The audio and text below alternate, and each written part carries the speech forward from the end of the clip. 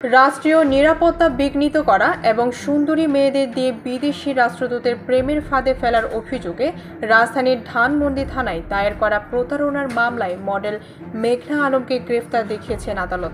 বৃহস্পতিবার সকালে তাকে আদালতে হাজির করা হয়। এরপর মামলায় তদন্ত কর্মকর্তা তাকে গ্রেফতার দেখানোর জন্য আবেদন করেন। রাষ্ট্রপক্ষে মহানগর দায়রা জজ আদালতের পাবলিক প্রসিকিউটর তাকে গ্রেফতার দেখানোর পক্ষে শুনানি করেন। শুনানি শেষে ঢাকার মেট্রোপলিটন ম্যাজিস্ট্রেট মাসুম মিয়া তাকে গ্রেফতার দেখান।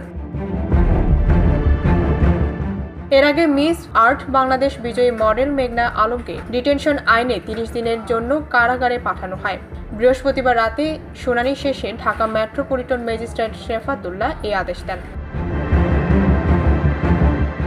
সংশ্লিষ্ট আদালতের সূত্রে জানা গেছে, ওই দিন রাত 10:30টায় মেঘনা আলমকে আদালতে হাজির করে ডিবি পুলিশ। এরপর ডিবি পুলিশের আবেদনের পরিপ্রেক্ষিতে আদালত এই আদেশ দেন। ডেস্ক রিপোর্ট, ভোরের পাতা।